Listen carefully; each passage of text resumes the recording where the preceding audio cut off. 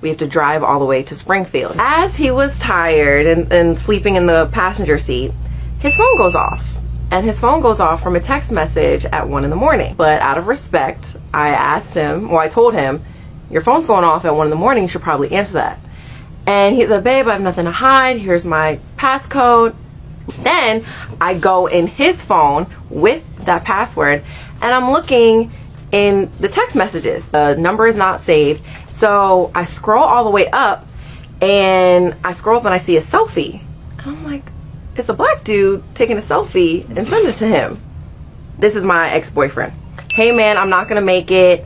I gotta feed my dogs and take them out. Maybe another time. I guess the guy wasn't cute to him because the minute he sent the selfie, he kind of stopped texting. They were talking in code, like can't meet up, blah, blah. I didn't know what was going on. Then when he said the cake, I'm like, well, cake is usually referred in two ways. Either you're eating cake or like cake. The guy clearly was texting and I'm like having so many ideas going in my mind. I drive us to my apartment.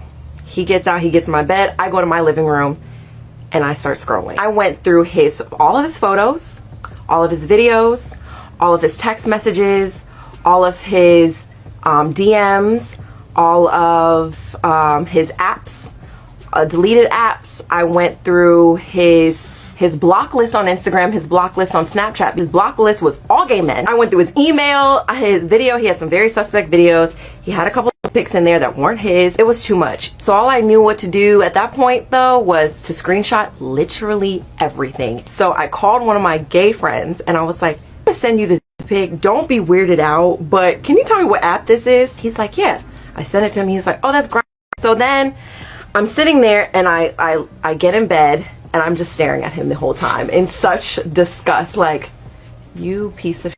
Later on that day, he finds himself trying to break up with me. He literally starts texting me and he's like, hey, so you know, last night that fight that we had, I just realized like you're not the girl for me. I need a woman who is not going to be so flirtatious with men and da-da-da. We got to talk. No, like we have to talk right now. And he's like, what are you talking about? I said, look, I was going to ease into this because I'm still processing it myself, but I found some weird in your phone and I need you to answer what it is. And I'm sending him everything that I saw and then he calls me immediately and starts crying. I've just had thoughts like it wasn't anything like that, like I was just thinking about it, but I've never done anything like that. You know I love you. Not trying to give him an excuse. I mean, no, for sure. But it's probably really hard for him to come out.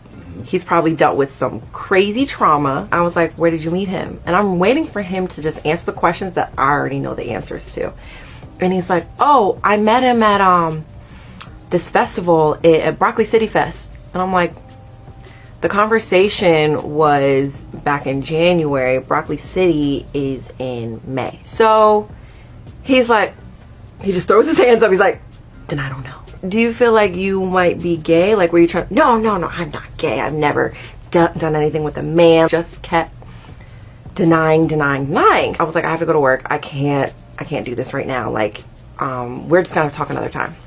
We ended up going to this event that following weekend. He knew I was going and he showed up. He's all in my face, holding my hand, kissing me on the cheek, trying to make it seem like we're still together in front of all of my friends and his friends. Long story short, fast forward, we just ended up like breaking up. I was like, you just gotta come out. I'm not doing this. You embarrassed me. Like, I'm done. That was in June. My birthday's in August. I decided to go to Toronto for Caravana in August. I get a Snapchat video from my boss at the club that I work at of a video of my then ex-boyfriend and his new boyfriend walking into the club on my birthday.